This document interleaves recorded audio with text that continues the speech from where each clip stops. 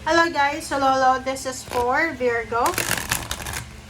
Virgo, welcome dito sa aking channel, Kapalaran 888. Welcome guys. Alamin natin kung anong messages, vibration, gabay, energy para sa lahat ng Virgo. Please comment down below guys if you are resonated. Okay, ang dami naman na ito. Eagle, communion, perspective, sanctuary, vigilance, nurturing. Okay. So, nakikita ko sa iyo dito, kung may asawa ka na, Virgo, kung may asawa ka na, may business ka, may karelasyon ka, sinasabi ng barahan na you need to take care of your relationship. Take care of yourself and take care of your relationship. Kung anong meron ka. Okay? Next is sanctuary. Sinasabi ng barahan sa iyo na mag-iingat ka sa mga iniisip mo. Okay? Kasi ang Virgo kasi mahilig magplano. Tapos mag-overthink pag hindi nangyari yung plano. So mag-iingat ka sa mga plano mo. Sa nakikita ko sa'yo dito, masyado kang nape-pressure. Pressure ito eh. Diba? Tingnan mo. Okay, Virgo. Tingnan mo siya.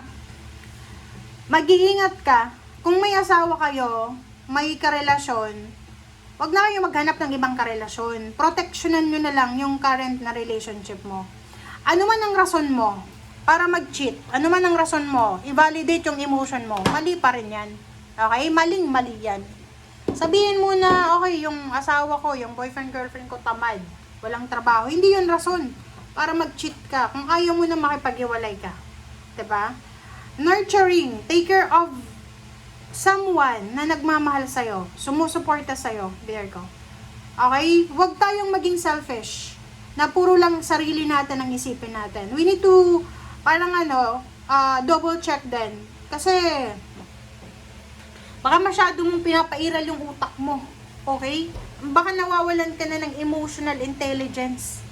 Kasi dito sa barang ito, sa nakikita ko, kailangan mo ng katahimikan, kailangan mong pag-isipan lahat ng mga decision making mo. Hindi mo madadala ang lahat ng mga buhay, ay problema mo sa buhay mo, kung puro lang siya isip, ganyan. Mag-iingat ka sa mga, hindi naman lahat ng Virgo ganito ha, hindi lahat ng Virgo ganito, pero may mga ilan-ilan. May mga ilan-ilan na Virgo na sobrang judgmental. May ibang Virgo na sobrang chismosa, traidor. Yung parang pagkaharap ka, sobrang bait. Pero pag talikod mo kung ano-anong sinasabi because of insecurities. So mag-iingat kayo Virgo, be vigilant kasi hindi ka perfect. Walang perfect dito sa mundo. Kung may nakikita kang pagkakamali ng ibang tao, sabihin mo mismo sa mukha nila. 'Di ba? Huwag mong i-chismis, huwag mong ikwento sa iba kasi mali yun, masama yun. Okay? Yun, kung ikaw ay ganyan, pero kung hindi ka naman ganyan, hindi yan para sa'yo. So, wag mong i-claim, okay? And wag magalit sa akin.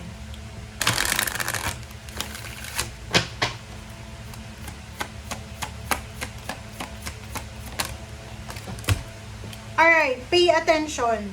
Diba? Pay attention sa mga paulit-ulit ng signs, guidance na pumapasok sa isip mo, sa intuition mo. Diba?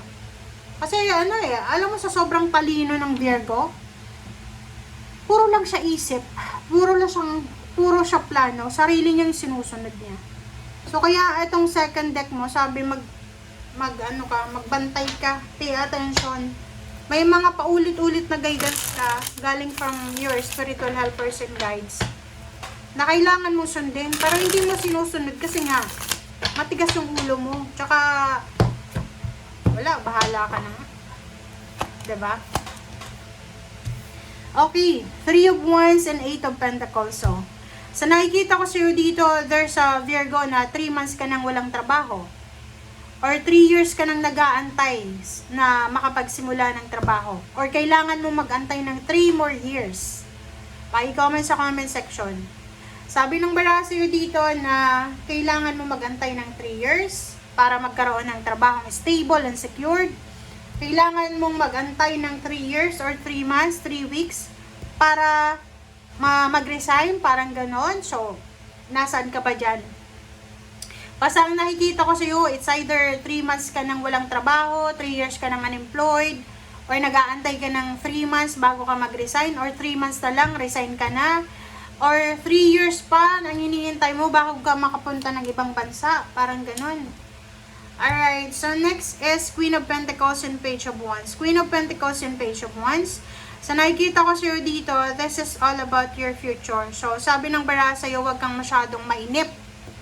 Kasi pag nainip ka daw, Virgo, magsisettle ka sa mga bagay-bagay like relationship, trabaho, negosyo, lugar na hindi mo deserve. So kailangan mong mag-antay. Lalo na sa pagkakaperahan. Huwag kang papasok sa isang trabaho na alam mo na hindi mo naman kaya. Huwag kang papasok sa isang trabaho na alam mo na hindi mo naman gusto. Okay? The tower, sinasabi ng baraha sa'yo dito, kung may tower kang pinagdadaanan sa ngayon, normal yan. Normal. Lahat ng tao may mga problema. So, kung may problema ka, just shake it off. Okay, I have a story here about sa tao na, I know someone na, like for example, okay, ganito yon. Lalaki siya. Okay. Ano siya, tawag dito, bago siyang graduate, diba? Bago siyang graduate. And then, pinapressure na siya ng mga kaibigan, parents niya na makapagtrabaho. So, nag-apply siya sa McDonald's. And then, diba sa McDonald's, ang una niyang in-applyan is, yung crew. Ay, hindi naman pala siya marunong magprito man lang or kung ano pa man. Diba, yung first day ng training nila, tinatanong siya kung paano mo ba ipiflip ang burger steak? Paano mo ipiflip? Hindi niya alam. Kasi sa bahay, kumakain lang siya. Lahat sineserve ng parents niya. So, diba? So, huwag kang mag-a-apply sa trabaho na alam mo hindi mo alam. Diba? Okay? Para mag-settle ka lang, masabi lang na may trabaho ka. Okay, tower. Sinasabi ng baraha lahat ng pinagdadaanan mo sa ngayon. Ipunin mo yan kasi may lesson ka dyan na matututunan. Okay?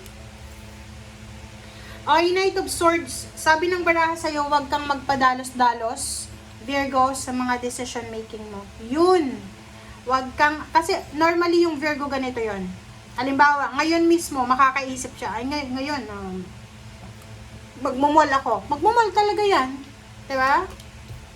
The Star. Sinasabi ng baraha sa'yo, huwag tayong magmamadali para sa future natin. Okay? You need to follow the process.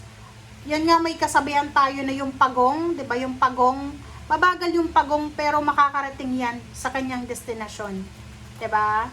Hindi mo kailangan maging mabilis kabayo, 'di ba? Yung kabayo, hindi lahat ng kabayo nakakarating sa kanilang destination. Kasi minsan na-fracture na yung paa nila, ganyan ganito. Kasi mabilis sila. So, kung may mga, may mga nangyayari sa buhay mo ngayon na hindi mo gusto, kasi parang pakiramdam mo yung facing is mabagal, enjoy mo lang yan, diba? Enjoy mo lang. Huwag mo i-pressure yung sarili mo.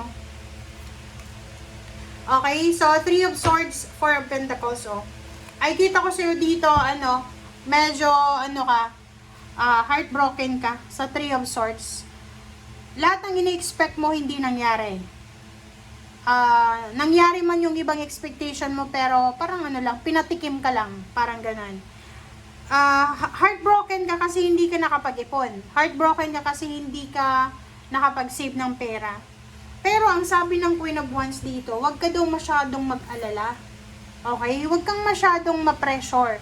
Huwag mong i-pressure yung sarili mo kasi alam mo dito sa mundong ibabaw, hindi tayo nagkokompetensya sa bawat isa.